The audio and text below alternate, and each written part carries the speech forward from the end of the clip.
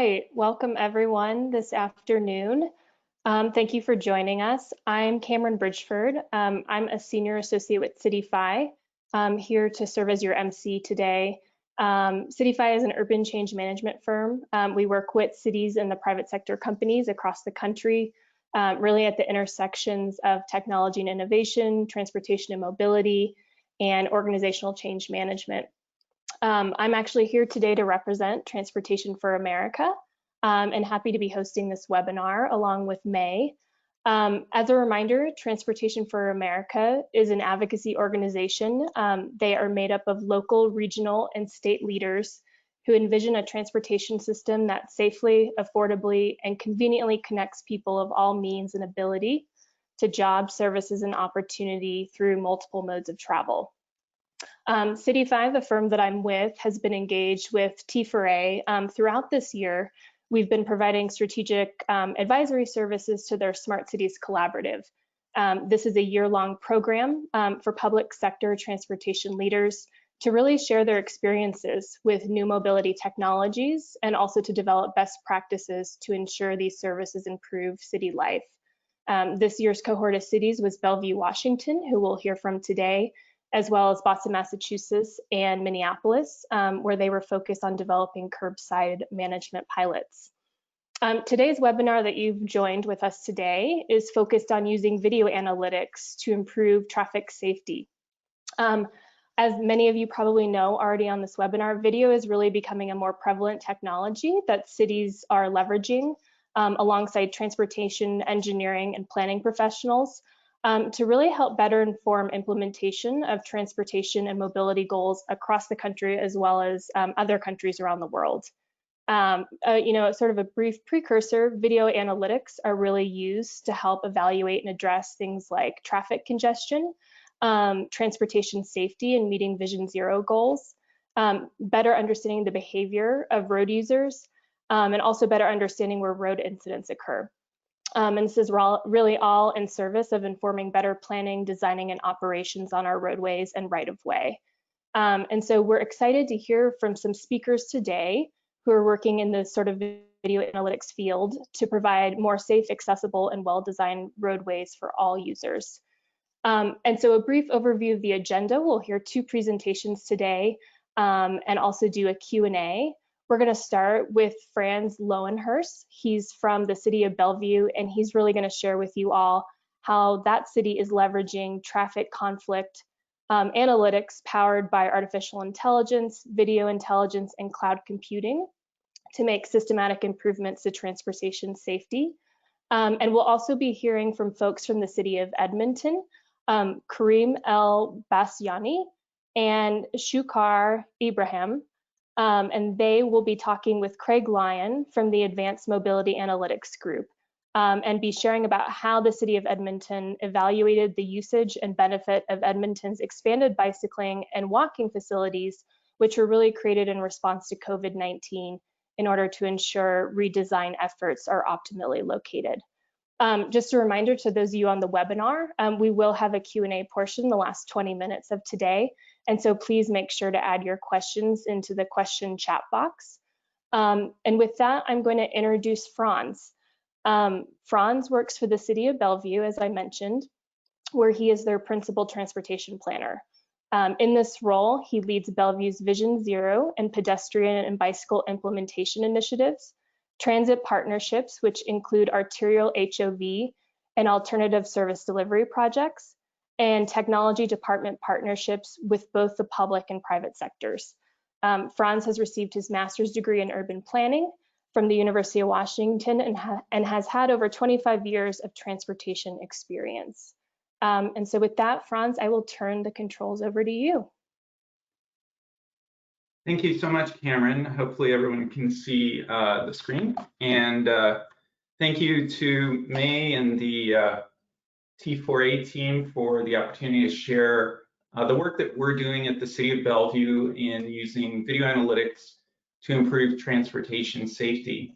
As mentioned, the City of Bellevue is actively involved in a number of different partnerships, including the T4A partnership with Minneapolis and Boston, using video analytics for curbside management practices as well.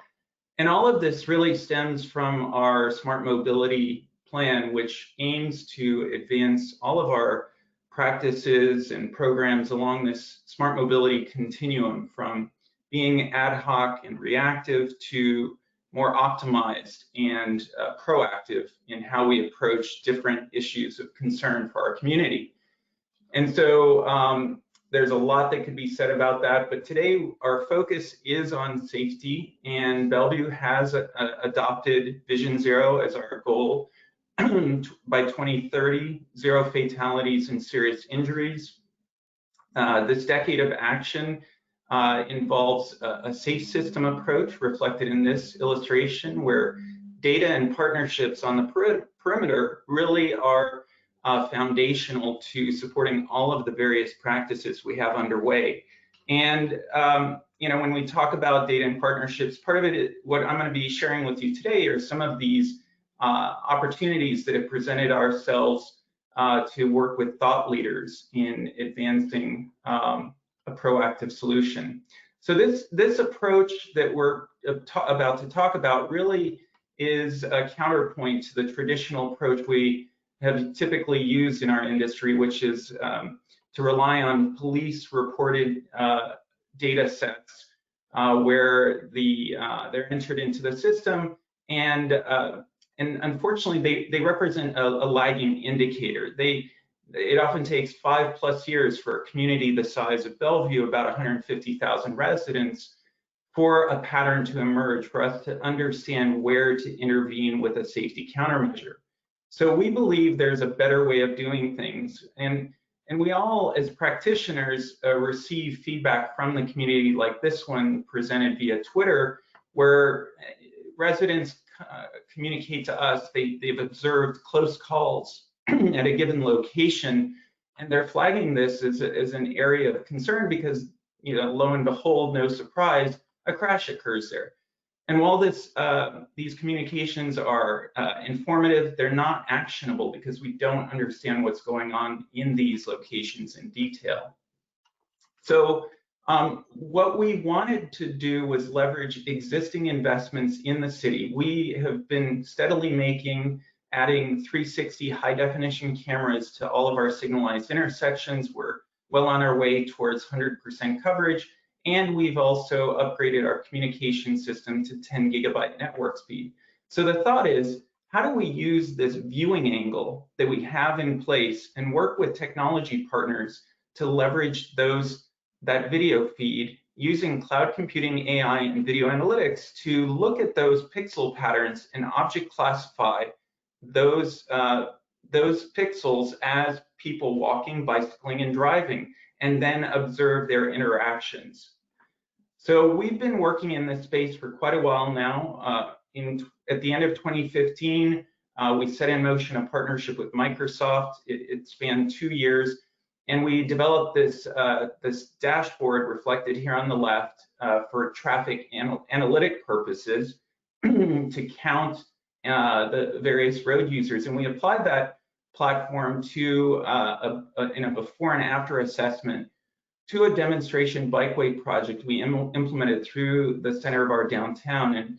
And the video intelligence allowed for us to observe that people riding bicycles were feeling more comfortable with this new separated space provided on street. We observed a reduction in riding on sidewalks, a significant uptick in usage of the corridor with no discernible impact to motor vehicle travel. And this was really informative to our city council, along with other data sets, to make this project permanent. So we've since upgraded it.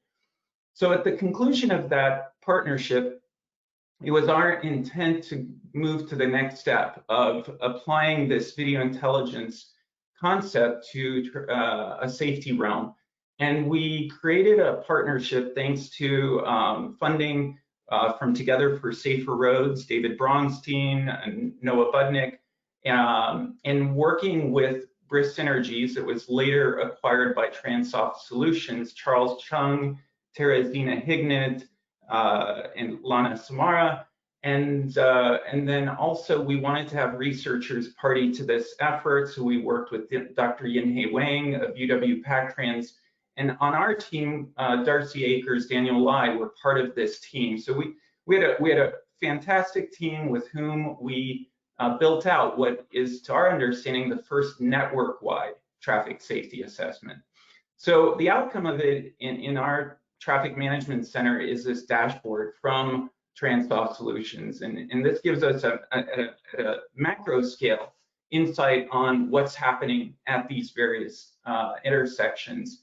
And then when we drill down into these individual intersections, we have trajectory data, which gets translated into turning movement counts. So this is really important in safety research because then you have an exposure indicator. We also have from this dashboard the ability to classify road user interactions.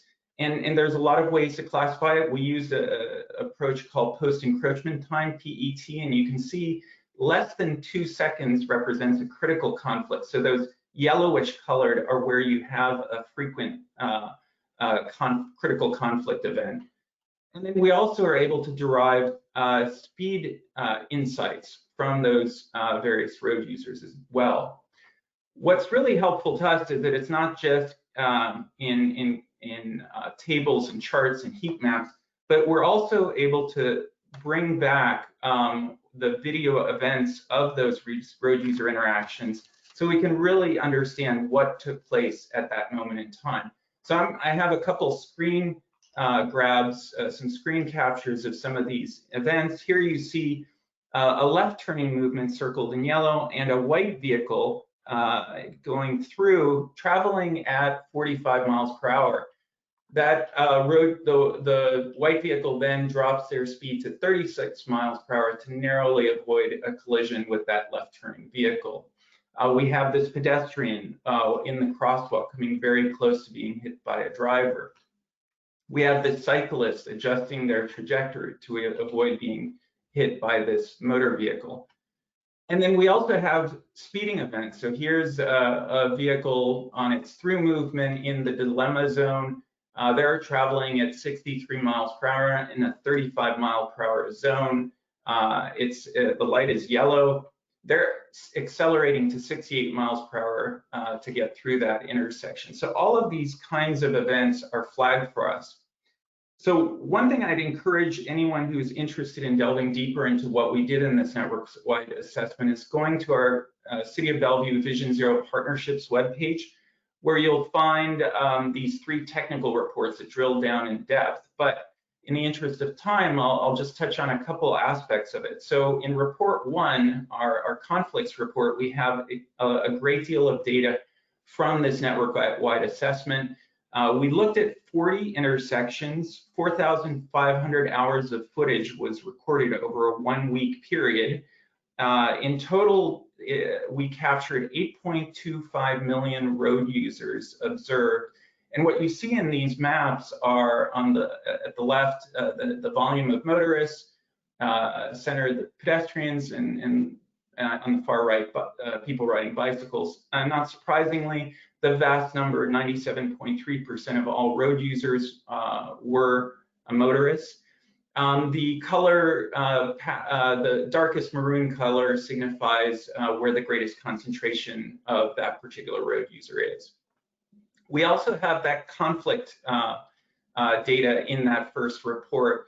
And what's reflected in the pyramid is the segmentation of different road user interactions. Not surprisingly, the vast majority of those are non-events in orange.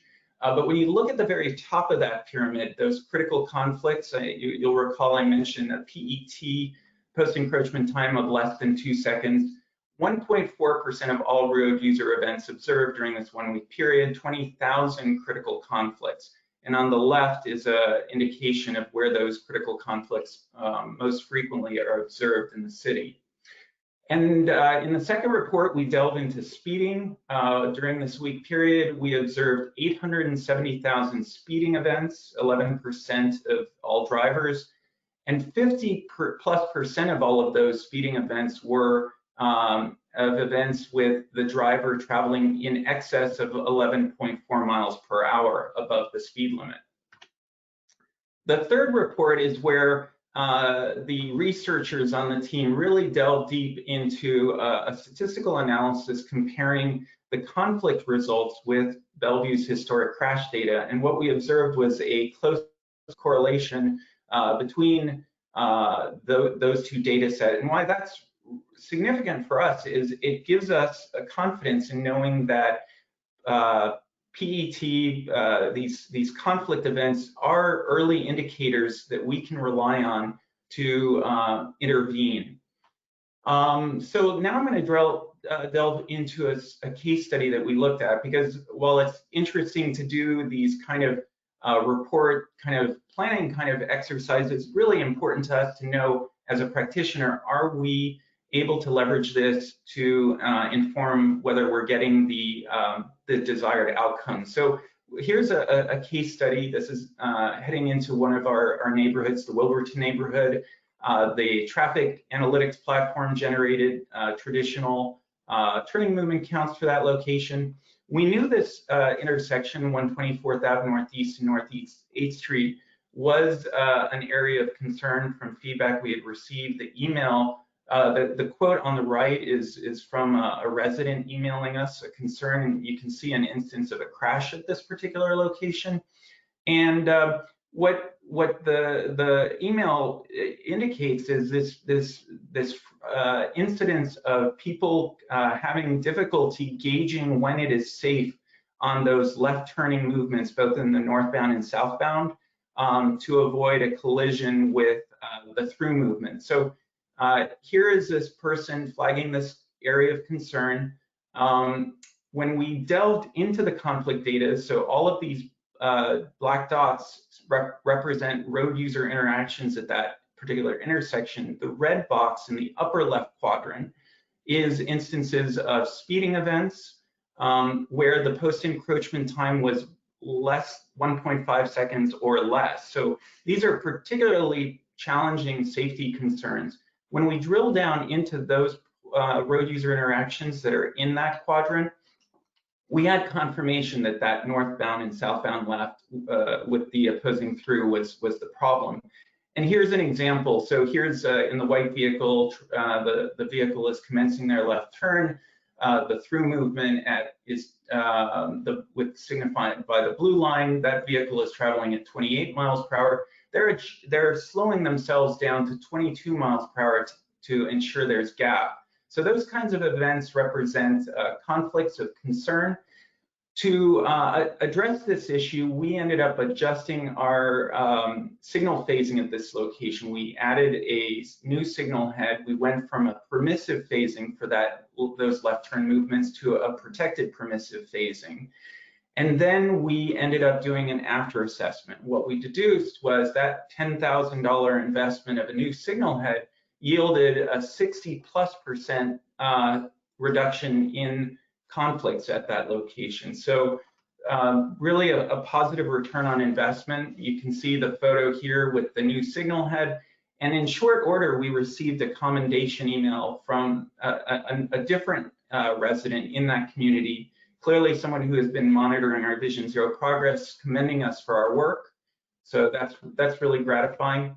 At this point, I'd like to flag, since Advanced Mobility Analytics Group is also on the call today, that we now have a new partnership that is just now getting underway with Microsoft, Jacobs, and AMAG to look at the efficacy of leading pedestrian intervals at 20 intersections in Bellevue. So we just launched the before data collection in October this month, and we'll be continuing to collect after data in November. And hopefully by the end of the year, we'll be able to do a report out to the industry. So happy to answer any follow-up questions you might have. Thank you.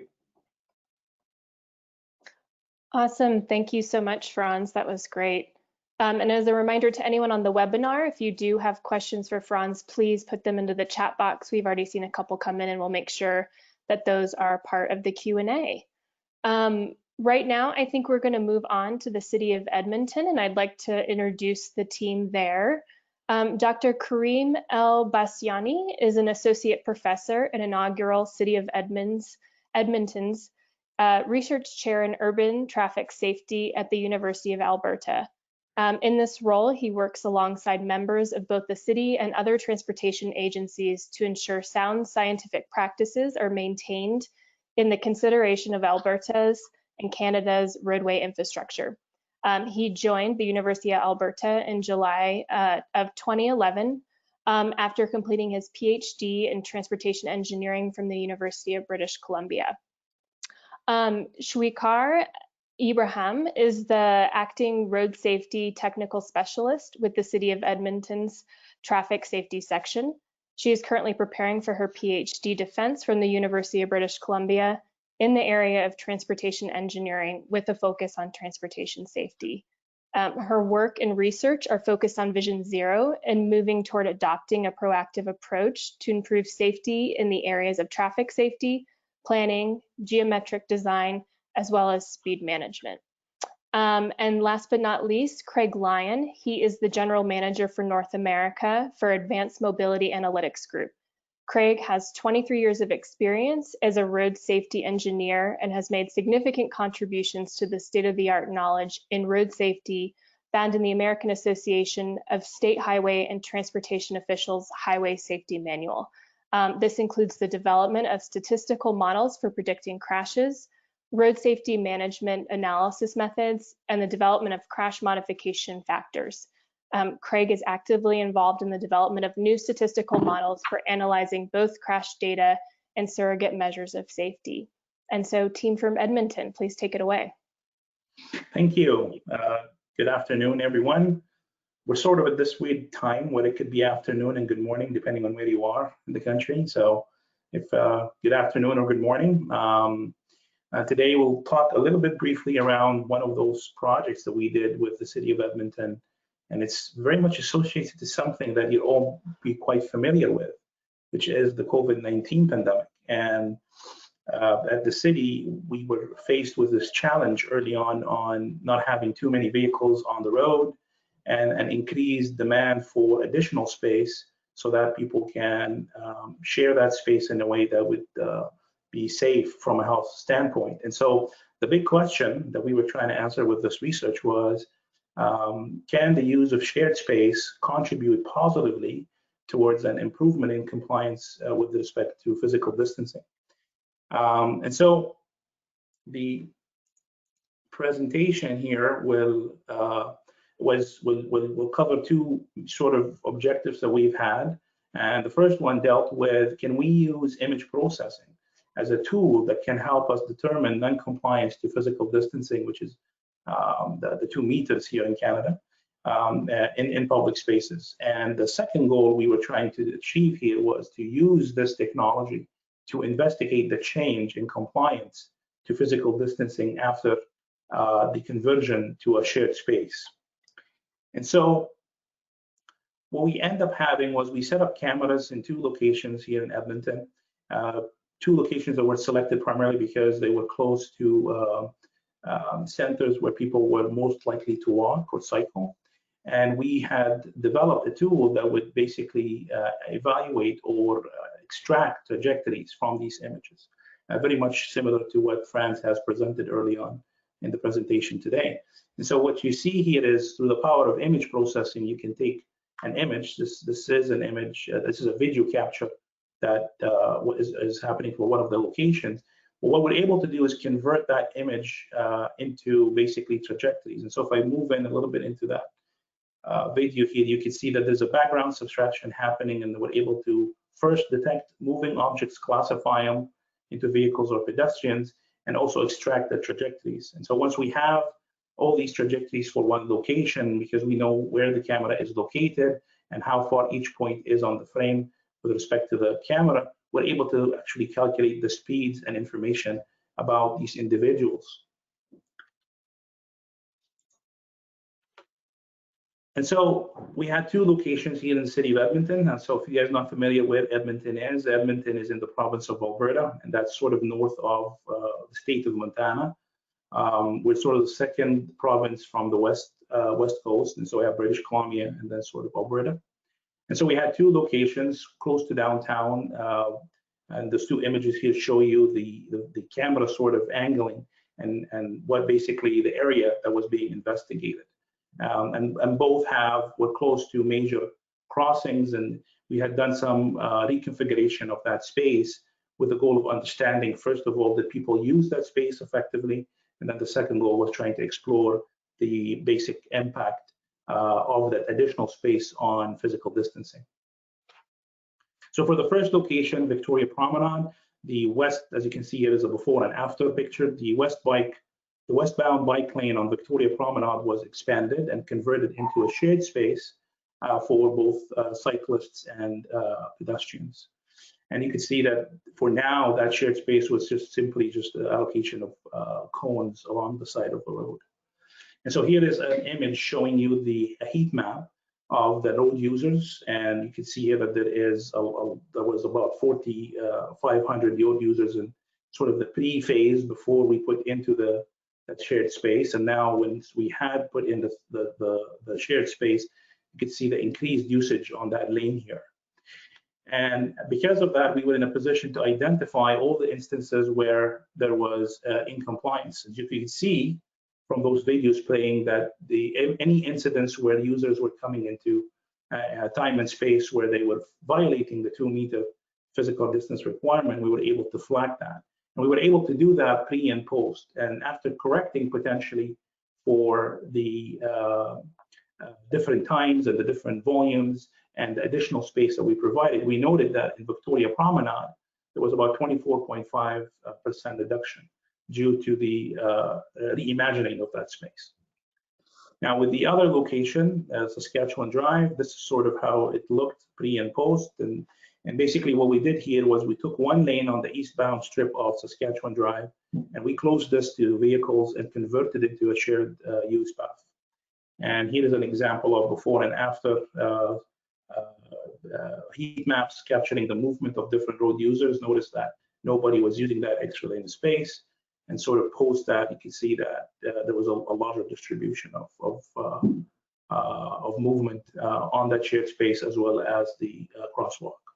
And again, very much similar to the first project, you see here a video displaying all those instances where we were getting road users in time and space that were violating, again, the physical distancing requirement.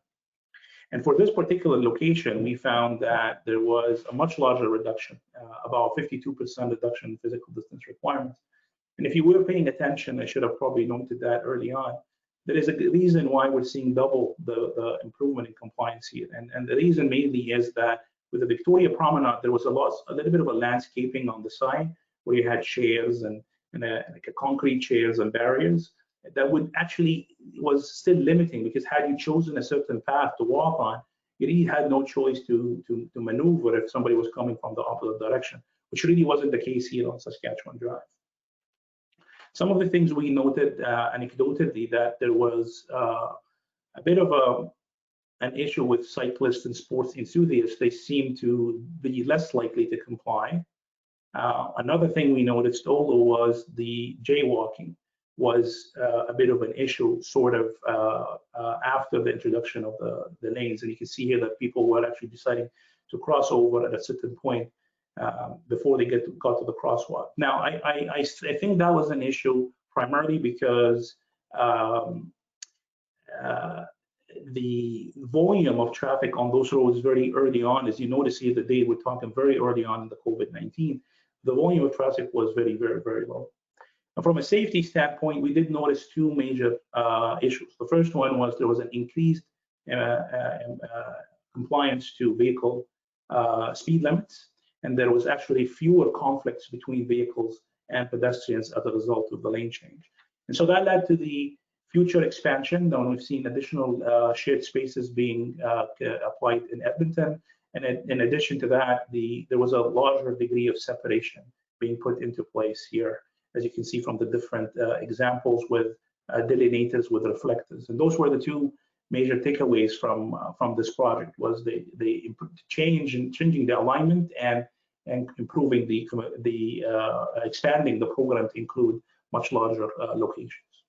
Right, Craig, I think I'll turn it over to you.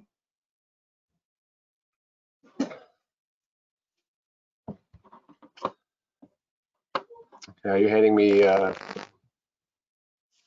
there you go. Okay, just confirm you can see my screen? Confirm. Yep, okay. Thank you. So what I'm going to talk about today, Franz touched on a little bit earlier with some of his slides, just generally the field of video analytics and the types of data that you can extract, particularly with respect to road safety. So my colleague at AMEG, Dr. Turk Saeed, he kind of pioneered this starting about 15 years ago and has been researching this whole time. And what was a very tedious, very long, multi-step process now has become much more automated and much faster. The time to process video, like an hour video, is down to about half an hour and getting even faster. It used to be much greater than that. So this is a technology that's here and very applicable, as you can see with Franz's presentation in Bellevue. So I just want to go through with our platform, just showing you a taste of the types of data that you can get and are applicable to road safety. So the first batch of data I'm going to talk about is operational type data. My browser wants to work. I think my wife's working at home and I think she's using up all my bandwidth. Okay, so one of the things you can get out is your flows. So you can measure your vehicle flows by the type of road user. So in this example on the screen, we're showing vehicle flows in units per hour for trucks, buses, passenger cars, peds, bikes, and motorbikes. And you can, so that's by movement. So for example, the northbound left and the northbound through, all that's separated out. It's also very easy to change what you're looking at. If I just want to see pedestrians and bicycles, you know, I can see that. It's quite interesting that the technology can recognize bikes perhaps where they really shouldn't be. So if you look at the screen here, we have bicycle volumes, not just in the roadway, but also using the pedestrian crosswalks where they're not supposed to be. And similarly, we can get vehicle speeds through a location. And again, you can get those by the specific movement through a site, and also for specific road user types. And again, you can see, you know, I just find this interesting for peds and bikes. We can see that the bicycles are using those crosswalks, not as fast as they are when they're using the road, but still they're going through around 10 kilometers an hour through a crosswalk where they're not supposed to be. So it's a wealth of information that you can extract from the video that, excuse me, if you're doing a traditional type of in-service review and you might send an engineer out to a site for a period of time, it's going to be a more limited period of time and they're going to miss things. So this is a repeatable, more comprehensive way of doing those site visits and extracting a lot of valuable information. Another piece of information we can get with respect to operations is violations data. So we can detect violations related to cyclists, cars that are speeding, cars that are running a red light, or also pedestrian violations. So just to show you a few screens for pedestrian violations. So it's picking up on each crossing the total number of pedestrians and then the number that are doing a spatial violation, meaning they're walking outside of the crosswalk, or a temporal violation, meaning they're in the crosswalk or outside the crosswalk, either way, when they're not supposed to be. And you can visualize that in a number of ways, so bar graphs, pie charts, like on the north crossing, 3% of the pedestrians were in violation. If we look at the types of violations, 17% of those were crossing when they didn't have the right of way, and 83% were crossing outside the crosswalk. And then you can also visualize that, which is a very powerful tool for diagnosing what's going on at a site. So this is showing the trajectories of those violations, exactly where they're occurring. You can also see it in a map view, which is kind of neat. So you can see on this crossing, you have a lot of people that instead of doing this, two-step process, they're just cutting across. So that's all the operational type of data. And then we can also do some visualization of crash risk. Similarly to what Franz was showing before, here we're plotting the number of conflicts per square meter. So you can see the density of conflicts, where they're occurring exactly within the intersection. And you can also have that weighted by severity, which takes into account the difference in speed between two road users. And that can tell you a lot. Like, I keep coming back to the peds bikes because I think it's interesting. So if we look at pedestrian and bicycle conflicts, conflicting with vehicles, we see the area of most concern is probably this north crosswalk, and a little bit on the south crosswalk as well. But then if we look at the severity, we see the south crosswalk is really popping up, indicating that the speeds of the vehicles are much faster on there. And we know that the severity of a crash to a vulnerable road user increases exponentially with the speed of the vehicle. So that's not very surprising.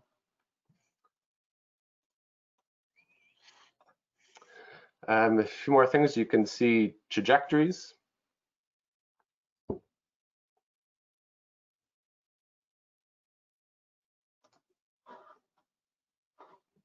So this is showing the trajectories of all road users. You know, again, if you just wanted to look at the buses and the trucks, you could just examine those, for example. You can also look at it in a camera view, and here it's weighted for speed. I'm just going to put them all back on. And then video clips, like Franz was showing before. You know, the most high severe conflict videos get stored, and I'm not going to show a video because people don't like us to share their data for obvious reasons, but how it would work, you just click on a link and it would show you a 15-second or 30-second clip of one of the high severity conflicts. So it helps you diagnose what's going on in a site. So that's all very, very useful information. Getting the conflict data, the flows and the speeds and the violations, but there's more you can do with that data. Really what we're after is crash risk. So what you can do is use fairly sophisticated statistical models that use all the conflict data, the violations, the speeds, the volumes, the site characteristics, and we've developed models that can predict crashes by crash type at a site, because after all, that's what we're after. Having conflicts in itself is not necessarily indicative of a crash risk. It depends on the context of the site and the characteristics and everything that's going on. So it's very important to take it to that next step. And then you can get results like this, for example, showing the expected number of crashes in a year by crash type. Or you can also look at the probability of a crash within an hour over a day for different types of crashes. That's all very useful information. Again, I'm coming at it from a road safety engineer who's always looking to diagnose problems and recommend countermeasures. So this is where all the information that I like to see comes into play. And a very useful tool, or a very useful way to use information is to benchmark it against other similar sites. So if you've evaluated a number of sites, such as I did in Bellevue in that previous project, you can compare all these things to see what's out of normal. So you can compare the flows across sites. You can compare the crash predictions amongst sites and against the average. So for example, this Fig Tree Avenue and Grant Terrace, particularly at this time of the day, has a much higher crash risk for angle crashes. So that's very useful information. And I'm not going to show everything that we have here, just to highlight a few things. Another thing you look at is basically the overrepresentation of certain road users. So what this data is plotting is essentially the percentage of conflicts that involves a certain road user divided by the percent that they make up in the traffic stream. So for example, this site, Fig Tree and Grant Terrace, if I look at motorbikes, the value is 2.67, so they're way overrepresented. That's probably not surprising because we know from crash statistics that motorbikes are much more overrepresented. So we can look at that versus the whole day or versus the time of day. And then you can also look at the distribution of the conflicts by crash type, the road users involved, and road user type. So being able to compare all these things against similar sites gives you the ability to identify which sites are over or underrepresented for certain problems. And this is all evidence that a road safety engineer can use to diagnose a problem and then come up with a suitable countermeasure. So that's all I was going to show you with respect to the data, but just in terms of carrying on with what the data can be used for. Very useful for in-service safety reviews, as well as identifying your most hazardous locations, connecting before-after studies, like we're going to do with Franz with that LPI project in Bellevue, or doing comparison studies, where you could have a site with one type of cycle lane and another site with a different type of cycle lane. You could compare the data between the two to decide, see if one appears to be safer than the other. There's also applications for real-time monitoring with a permanent camera operating 24/7. It can be continuously monitoring a site and then sending alerts to, say, a traffic management center because the flows are out of ordinary, or there's a crash risk that's much more elevated. And they could use that information to, say, change a variable message sign, or send a police officer, or retime a traffic signal, or send messages to connected vehicles as well. That's really going to be here pretty quick as we get more connected vehicles and connected infrastructure. So that, I believe, is all I wanted to talk about today. So happy to answer any questions about all this. Awesome. Thank you, team from Edmonton. Franz, also, if you aren't on the screen, feel free to come back up. So we're going to use the rest as our sort of Q&A portion of the webinar. Thanks so much for all the great questions. I can tell you right now, probably in 15 minutes, we will not get through all of them, but we will get a chance. Anything that we don't get through, we'll make sure to get to the presenters and able to answer your questions. I think I'll start with a question for really all presenters. We had a couple come in, which is a very broad one, which is the first being, have you had any concerns from the public about privacy and use of this video? And if so, how have you responded so far? I'm happy to touch on that.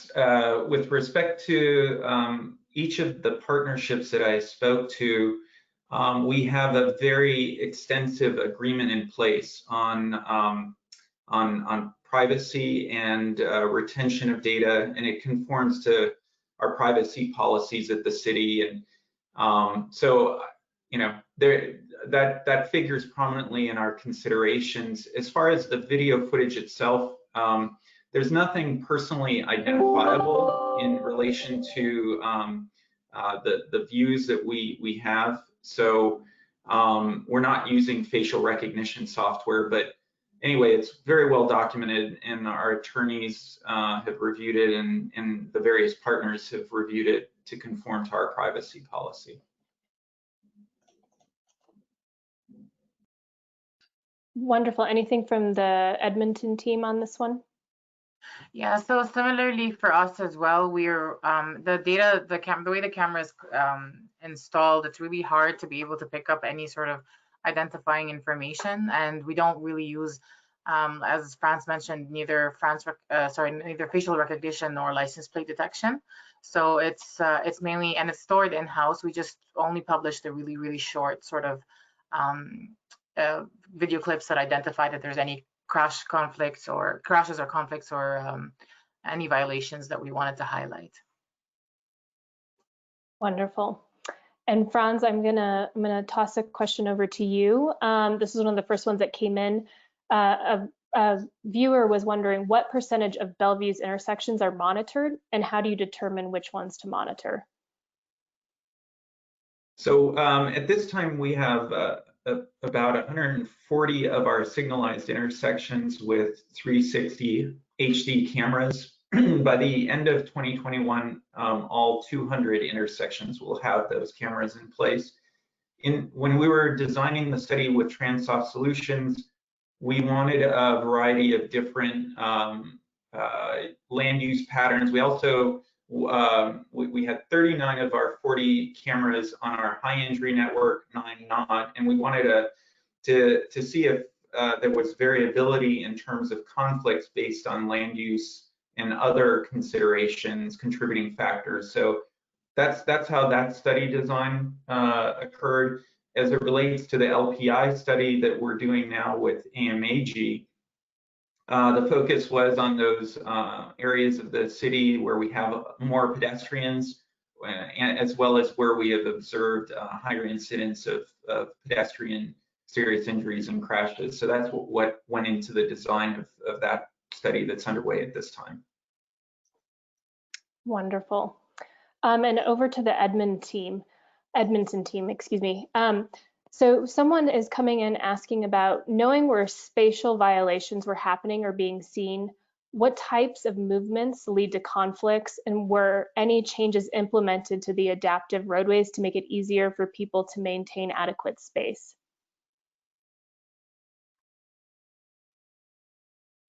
Yes, that's an excellent question. And it seems like it's multifaceted, so maybe I can answer maybe the second half of it. One of the powers of this tool was the ability for us to understand pre and post where your violations were happening. And from there, we were able to basically, and that's sort of what happened later on in the project, we were able to reconfigure some of those spaces. And so early on, we figured that even on the Victoria Promenade, as well as the Saskatchewan Drive, both locations did not have a lot of uptake on some of those shared spaces. And on the closer look, we noticed that maybe it was probably due to how we were separating the two traffic streams, specifically the use of those cones. While it gave a clear indicator that, you know, as a cyclist or a pedestrian, you can use it, they weren't really necessarily very safe or made people feel that they were quite safe. And so some of the recommendations coming out of this was to try and maybe put in the vertical delineators, the more reflective pylons, and put them in closer density, and so provide that larger degree of separation. And so when we did this, we started seeing a much larger uptake in terms of the usage of that space. And so that is sort of some of the outcomes that came out of the project. And it also led to some insights on Victoria Promenade, because this one particular location, even with the additional space, the landscaping in between the two separated sidewalks did not really allow for people to cross over. And so you were sort of committed once you've chosen to be on the road or sort of on the side of the road, unless you were willing to jump over barriers and engage in a bit of a physical activity, that it wasn't really inducive of the compliance issue. And so those were the sort of the insights that sort of went back to the committee and led to potential changes.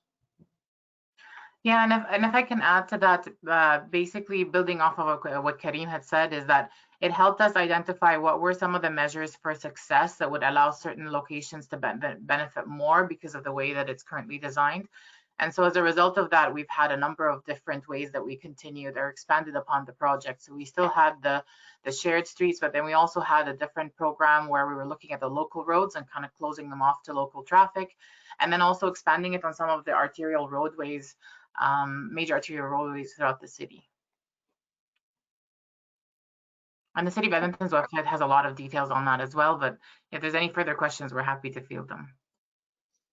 Awesome, thank you. I'm going to shoot one back over to Franz. It's a two-part question that starts with Franz, but I think the entire team could actually answer in on this too. The first part of the question is, how is the team taking into account issues of equity and systemic racism in this project? So that's specific to Bellevue. But then we got a second question on what is the latest on traffic video enforcement in light of defunding the police and the need for greater social justice and to shift resources from police traffic enforcement to other needs. And so Franz, if you want to take a first stab at that, and if anyone else has anything to contribute, that would be great. Absolutely. I mean, it's a very timely topic that has surfaced significantly since we concluded the data collection portion of the TransSoft Solutions study, the network-wide assessment that took place in 2019. So when we were designing when we were picking out the 40 intersections, we were looking, as I mentioned, at various land uses, and various demographic factors played into the areas where we're considering. So one area in particular, the Crossroads area, is a very diverse area. Bellevue in general is a minority majority city, so large populations from that speak English as a second language, a lot of diversity in Bellevue. So we definitely wanted to have that distribution to account for those demographic factors. In terms of the police, the photo enforcement, Bellevue does have photo enforcement both for speed and red light running. Very limited application governed by the Washington State law legislation pertaining to that, and so we are impressed with how other communities are leveraging this to a greater extent, and are intrigued by how it can offer an opportunity to address some of the systemic racism issues that have been identified. Having video intelligence object classify a vehicle without factoring in the racial profile of the individual, it has great appeal to us. Plus, just from a management of resources standpoint, it's certainly a technology that can better make use of our scarce police officer presence in the community and reallocate their time to other higher and better uses. So we see tremendous opportunity there. Thanks for that, Franz. And anything to contribute from the Edmonton team? I think that's a great question. First of all, I wanted to highlight that, and I think one of the pieces by how this technology would address, some of the equity pieces is at the heart of it. What this tool does is it gives insight into what are some of the human behaviors. We're especially when you're looking at it from an engineering perspective, we're very fixed with regards to what are some of the solutions that would address some of the issues. So, having problems with people crossing, we put in a crosswalk. Any issues with that, you put in a flashing beacon or an amber flash or a PET signal. It doesn't take into consideration that there are segments of the population that perhaps these types of countermeasures would not help them. And a lot of it comes from the fact that we don't know what are some of those behaviors. We suspect we've seen them. We can probably go to a site and do a quick like a site check and understand it. But what the video does is it models it for you. It lets you understand where is the actual need, what are some of the behaviors, where are they crossing, and then that in turn then gives us insight into, okay, what do we need to think about these locations differently, and how can we address the gap between what we're seeing, what is safe, for everybody, for all the road users at that point, and then how can we retool our thinking into what are some of the creative or innovative approaches by which we can address that. So that's the piece on that. And I think that it allows us to expand our toolkit as well. So rather than using, as Franz mentioned, rather than using specific enforcement, maybe there's additional pieces that we need to highlight to address some of these gaps. And that tool sort of takes away the targeting of a person and looks at it from instead of the targeting of a location or a series of locations. And helps address some of that preconceived biases that might be apparent in other systems. Wonderful, thank you for that. We've got a couple minutes left, and one of the last questions I'm going to ask is actually directed at the whole group in sort of reflection of all the presentations. This person writes, the presentation seemed to emphasize violations by people walking. And it's a multi-part question. Are people the problem, or is it the design and operations of these facilities? How can this data be used to inform changes to support our most vulnerable roadway users? And this person is also saying there's a lot of amazing tools that we've seen, but how has seeing this data changed the views of researchers? And has there been any newfound empathy? You know what, that is a great question. And it goes to the core, I think, of what the analysis, at least on the shared space, was trying to highlight. And if we think about the current times we're in, I think it's possible that the COVID-19 crisis may fundamentally change our relationship with public spaces. And in the issuing months and and years, it will become critical to study and measure these changes in order to inform urban planning and design in a post-COVID-19 world. I think this captures why a tool like this provides that. We're not necessarily saying that there's a problem with individuals, because the analysis actually showcased that when you reimagine that space, you start seeing those behaviors change in a way that actually is in line with the expectation of maintaining that social distance. Providing a 3-meter, sidewalk and asking people to maintain 2 meters might not be the most convenient way of achieving that. And so I think the tool, at least as far as it pertains to the work that we're doing on the shared space, gives you that additional intelligence so that you can have informed change, whether that's a revision to the design policy or a division to the planning policy. You have with you the intelligence, the wealth, the evidence to make that informed change. So I would add that it's a legitimate question. There's ample research in the industry. MIT has published a lot of papers on AI and bias.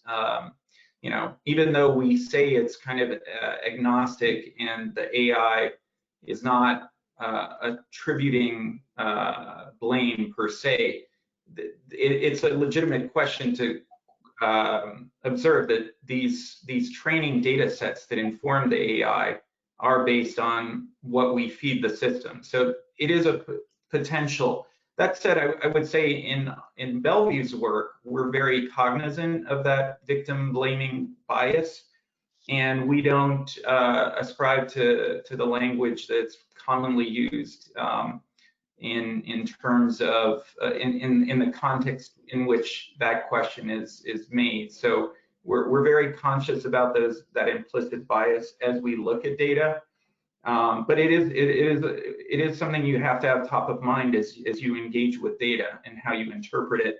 As far as how this has informed our work, I would say that from my vantage point, what this technology really contributes to our industry is that it has the potential to compress our understanding of where to invest and the efficacy of that investment in a manner that condenses the time period from what is typically 5+ years to several weeks. If I do 1 week of before data collection and 1 week of after data collection, that before period informs me what to do. The after period tells me, did I accomplish a success? Whereas traditionally, it would take 5 years of data collection to determine where to intervene, and then 1 to 2 years to determine, did it have the right outcome? So for me, that's where this has tremendous value, is that proactive model. Yeah, just to add on to that too, so not only is it fast, but also, I've spent over 20 years using crash data, and you've done a lot of good work, but it's limited. A lot of crashes aren't reported. A lot of crashes are reported in the wrong location. A lot of information in the crash report's not filled out by the police officer, or it's incorrect. So already limited with what we're using. And a lot of crashes are rare. Pedestrian bike crashes are still relatively rare. They're super consequential. They're our highest priority, but it's hard to study things when you have such a rare thing. So the video data gives us huge breadth of information that you could never get otherwise. In the old days, I think I might have said it before, they used to send, probably the junior engineer out to stand at an intersection and write down conflicts. It's not reliable, it's not repeatable, and you're missing tons of information. So this is a real game changer from the road safety perspective. Awesome, thank you, Craig. We're about right at the half hour, and so we're really out of time at this point. On behalf of